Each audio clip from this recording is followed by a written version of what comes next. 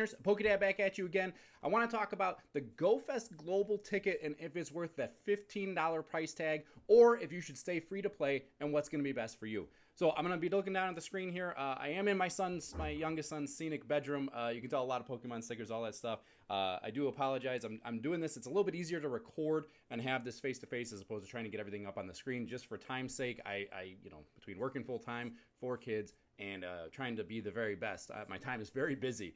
So I'm just going to do this recording. I'm sorry. I know I'm not the best to look at here, but you just stick with me and we'll go through all the information.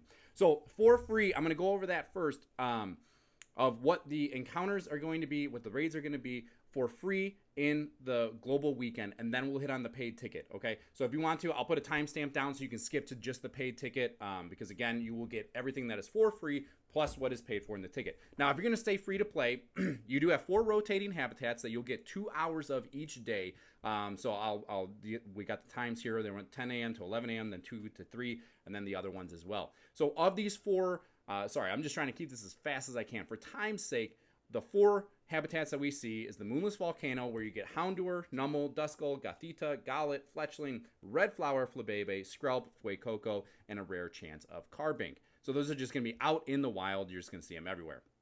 Galvanic Dojo, Machop, Electabuzz, Teddiursa, Scraggy, Chespin, Yellow Flower Flabebe, Pancham, Dedenne, Crabrawler, and Mindfu as a rare encounter. Hypnotic Tundra, Alolan Sandshrew, Swinub, Spheal, Piplup, Snover, Mana, Elgium, Blue Flower Flabebe, Bergmite, and that rare shiny Frigibax new debut, as well as the Carbink, but whatever. I'm tired of hatching Carbinks. All right, the Phase Swamp is going to have Clefairy, Tentacool, Mawile, Gulpin, Venipede, Poplio, Marini, Morlul, rare chance of Togetic, and Orange Flower Flabebes. So those are going to be going and rotating all day.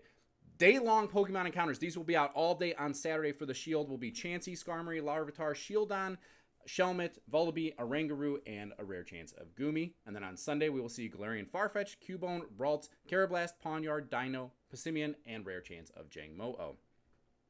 Now, incense encounters, these are only, that's, why is this on here? This is for ticket holders. This should have been the free one. Okay, so what we're going to do now is we're going to go into what you're going, raids, real fast. Sorry, if you will have daily raid passes, so you'll still be able to get 1 raid pass for free each day, so hopefully you held on to some green raid passes. Obviously, try to save one from Friday, that way you can at least do 2 raids for free on Saturday.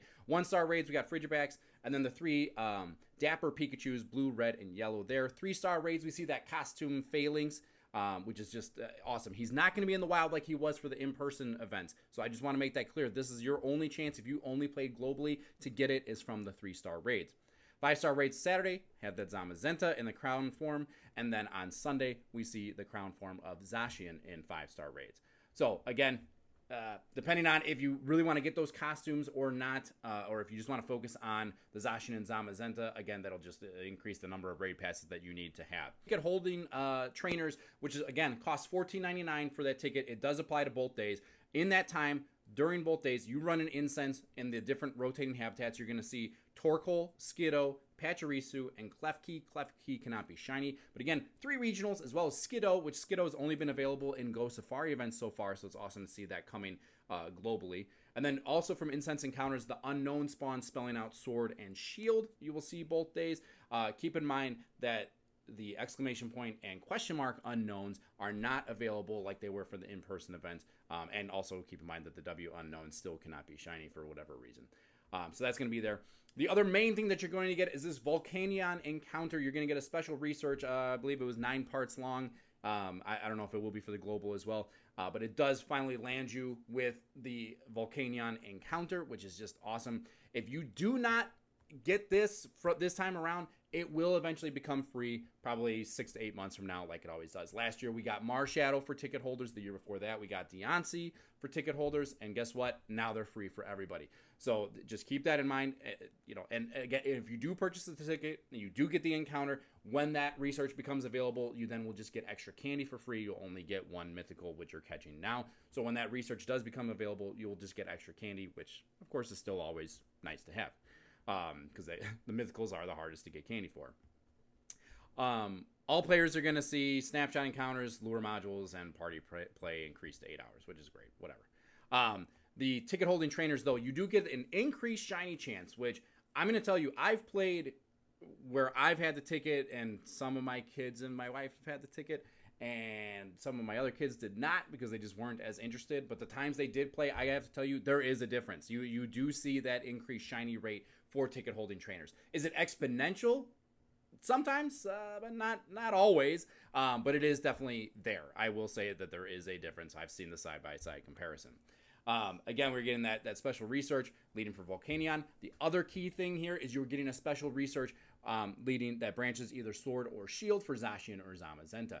Now, and that's going to automatically give you 1,000 crown energy of whichever one. So that's great if you want to save raid passes. This is the bottom line. Or if you just want to have multiples. You go ahead, you pick your favorite, and then you can focus on the other one. Let's say you pick Zacian because you like that one. And then, you try to focus your attention towards Zamazenta and raids during those times.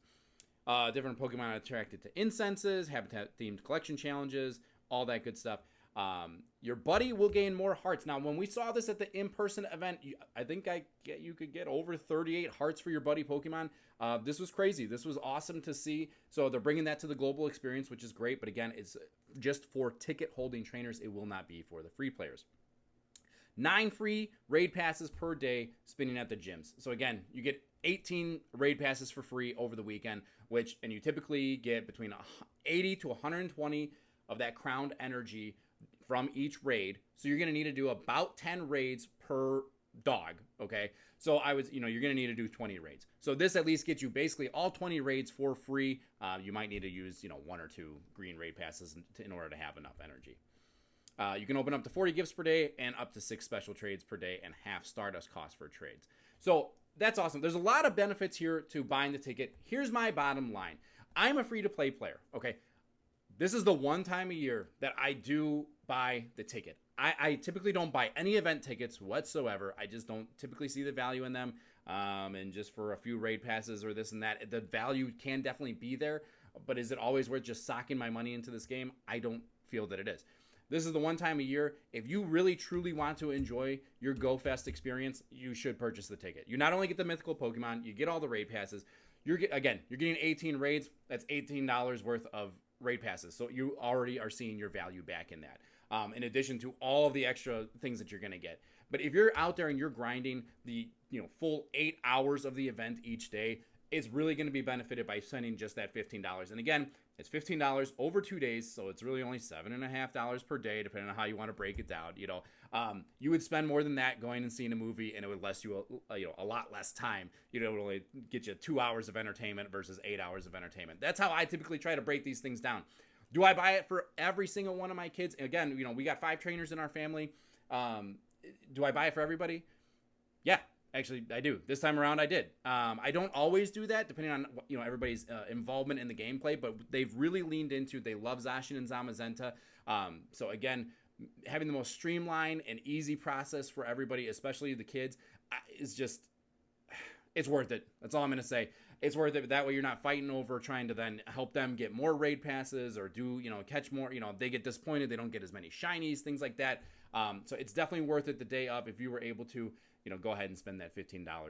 But yeah, that's it. I just wanted to go over the free stuff. There's a lot of free stuff there, but again, this is one I would definitely spend the money on and spend that $15.